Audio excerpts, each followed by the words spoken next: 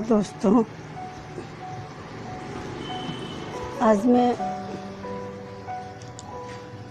मुंशी प्रेमचंद द्वारा लिखी हुई पहली कहानी बड़े घर की बेटी की कुछ पंक्तियां पढ़ना चाहती हूँ।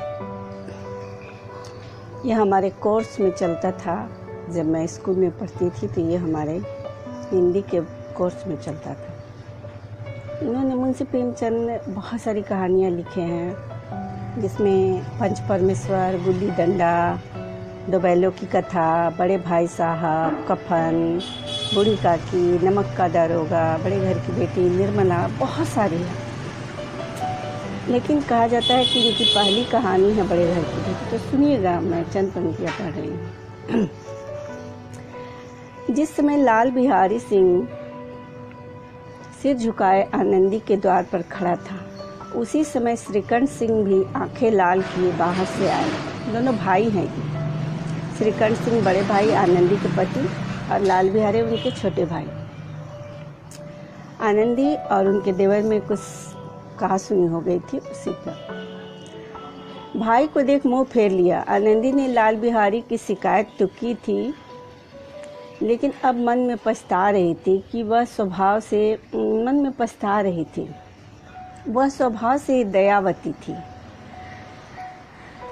उसे इसका तनिक भी ध्यान न रहा कि बात इतनी बढ़ जाएगी। वह मन में अपने पति पर झुंझला रही थी कि ये इतना गुस्सा क्यों करते हैं। जब लाल बिहारी उससे क्षमा मांगने लगा तो उसका रहा सहा क्रोध भी पानी हो गया और रोने लगी। मन का मैल धोने के लिए नयन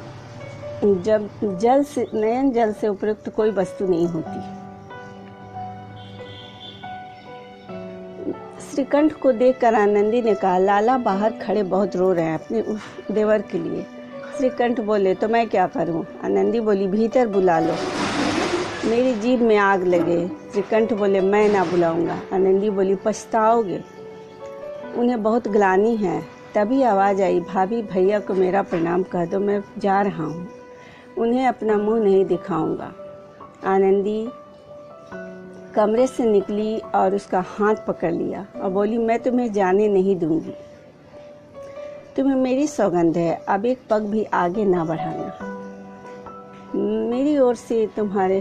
आनंदी बोली, मैं ईश्वर को साक्षी देकर कहती हूँ कि तुम्हारी ओर से मेरे मन में तनिक भी मैल नहीं है।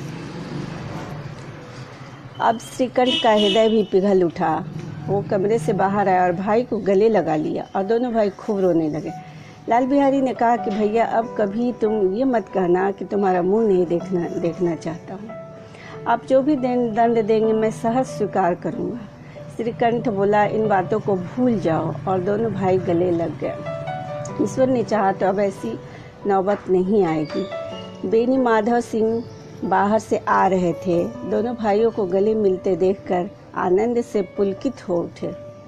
बोल उठे, बड़े घर की बेटियां ऐसी ही होती हैं, बिगड़ता हुआ काम बना लेती हैं। गांव में जिसने यह वृत्तांत सुना, उसी ने इन शब्दों में आनंदी की उदारता की सराहना की कि बड़े घर की बेटियां ऐसी ही होती हैं। बड़े घर की बेटियां ऐसी ही होती हैं जो हर बिगड़ते काम को बना लेती हैं।